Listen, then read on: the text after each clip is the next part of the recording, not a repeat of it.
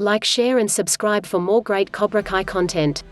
Remember to turn on notifications to never miss another Cobra Kai video ever again. Help get this video to 100 likes if you would like us to keep releasing more Cobra Kai fanspiration stories like these.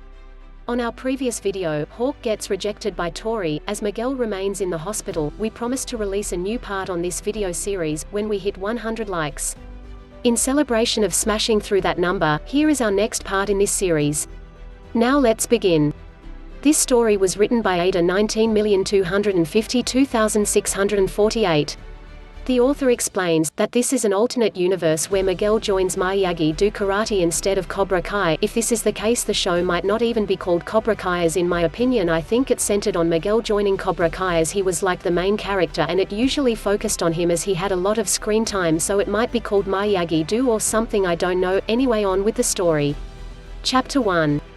Miguel had just moved to Reseda with his mum and grandma but referred to her as Yaya.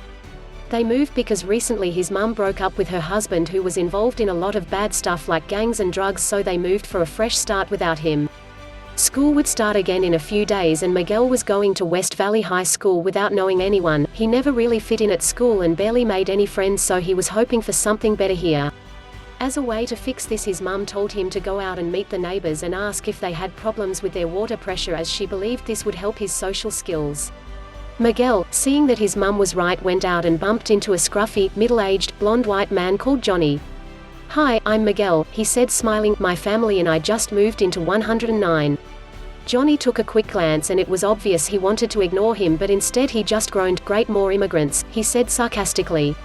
"Actually, we're from Riverside," Miguel said, confused, but continued on nevertheless. "So anyway, I was wondering if you were having trouble with your water pressure, cause I know our sink is being a little weird," he said, hoping Johnny would reply while noticing that a bag of beer bottles Johnny was carrying were about to be put the wrong bin. "Oh.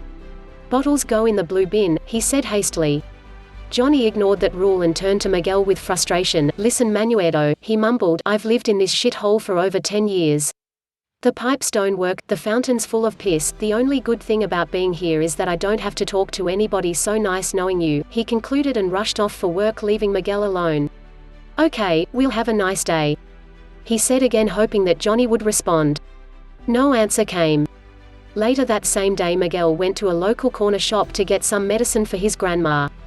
He awkwardly bumped into Johnny again, but Johnny again quickly left him after being fired from his job and found Miguel to be an annoying pest and whizzed off in his car to reminisce about the good old days when he was with his mates from the karate dojo he went to and his ex-girlfriend, who he had never quite gotten over after all this time, and quickly started dating his karate rival named Daniel LaRusso, which made things even worse. Daniel, on the other hand, had a great life. He owned a car dealership with his beautiful wife Amanda and had 2 kids. The eldest was a girl named Samantha, who was the same age as Miguel, who is 16, and a 10-year-old son named Anthony. If Daniel had arrived at the corner shop a second before, he might have noticed Johnny, but he was too far gone now. Daniel went to the shop as he was in the neighborhood and grew up here when he was also 16, which was 34 years ago. It was nice to be back in the town that defined him most as a child, he thought, as he hadn't been here in a while, and it would be nice to take a trip down memory lane, but at the same time wanted to pick up some groceries there as well, so he entered the shop and noticed Miguel. They acknowledged each other for a second and Daniel briefly smiled at him. Maybe not everyone is as cruel as his neighbor, Miguel thought, and smiled back, but not straight away, as he continued browsing the shelves. Daniel exited the shop and was about to enter his car when he noticed 4 guys leaving a van that looked more or less the same age as Miguel. However, these kids didn't look as pleasant as Miguel, as one was vaping and another talked about getting condoms.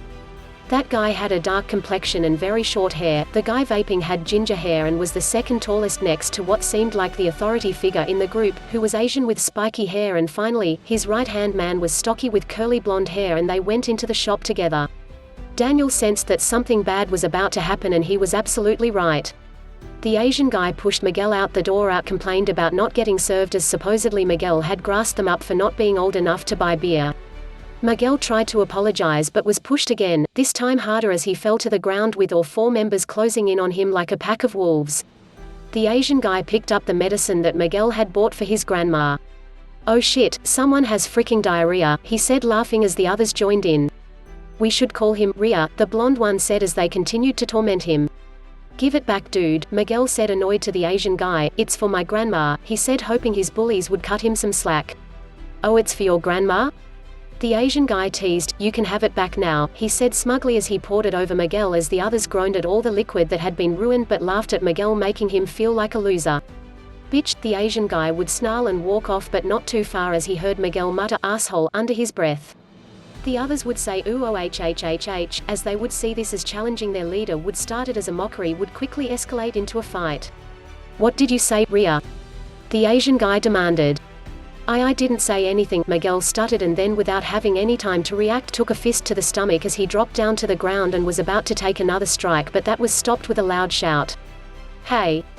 Daniel shouted, feeling guilty that he had waited until this moment to interrupt but was so shocked that all he could do was stand and watch. "Leave the kid alone," Daniel demanded. "Daniel LaRusso."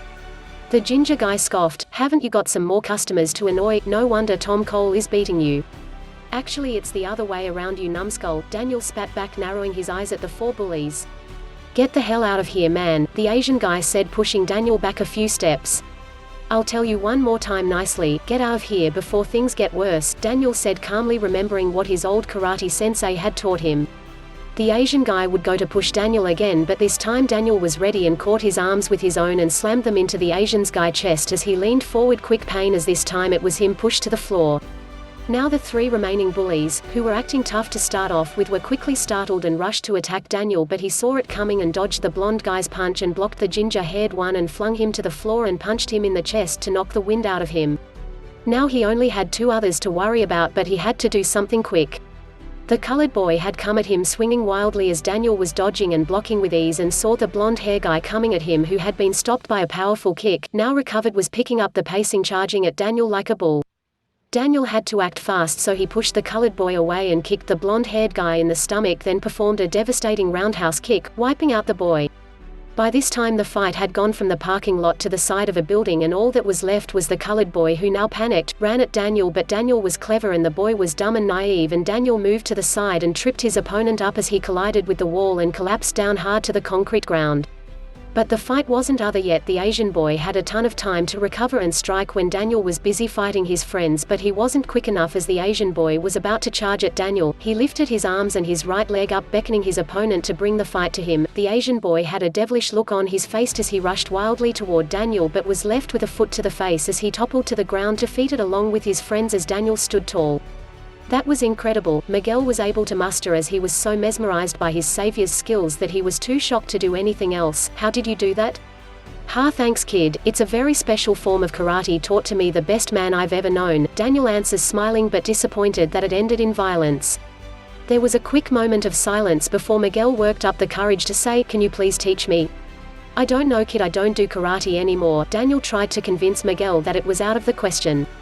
"But when school starts those guys are gonna make my life miserable. If I just knew a little bit of what you knew, then I could defend myself against jerks like them." Daniel, seeing that this kid had good intentions, would think for a minute or finally let out a sigh. "All right kid, you've won me over. Do you know where my dealership is?" Miguel nodded quickly. "Good, I want you to meet me there tomorrow morning bright and early at 6 o'clock, but remember this lesson. This is one of the most important teachings. Karate is for defense only. It's in here," Daniel said, pointing to his head, then his heart, "and here, but never here," as he pointed to his stomach. "Do you understand?" he asked softly. Miguel was lost at first but eventually nodded slowly, trying to take his first lesson in. "Yeah. I understand," he said at last. "So, are you going to be my karate teacher?" he asked hopefully. "No," Daniel smiled, "I'm going to be your sensei." And that's it. The writer of this story has added this great note below. Feel free to go support them on Instagram, and provide feedback, if you would like to see a part 2 from them. Ada 19,252,648 writes. Well, that's the first chapter done. Sorry if it's too much like the actual season, but I promise it will change drastically as the season goes on. I've done this fanfic as I've often wondered what it might be like if Miguel joined Miyagi-Do and not Cobra Kai, and also Miguel is my favorite character. I'm not sure if there's gonna be a tournament in this first season, as I think it should be based on Miguel finally beating the bullies, and I don't think they'd take karate and join Cobra Kai when that finally opens. I just don't think they care about it. Anyway, if you have any tips, just let me know through the comments or message me in Instagram. My name is not_cons_vlogs. I'm not too sure if it's Z's or S in my name. Either way, I hope we can talk about our ideas for this fan fic, and I hope it comes out soon. I don't really have a life, so I can start on the second chapter ASAP lol. If you enjoyed this story, and want another part in this series, then help us get this video to 100 likes. If you have your own fanspiration story, then hit us up on our Cobra Kai paid Twitter page, linked in the description. Please subscribe, and share this video on social media, so more fans can enjoy these stories. And we'll catch you in the next one. Peace.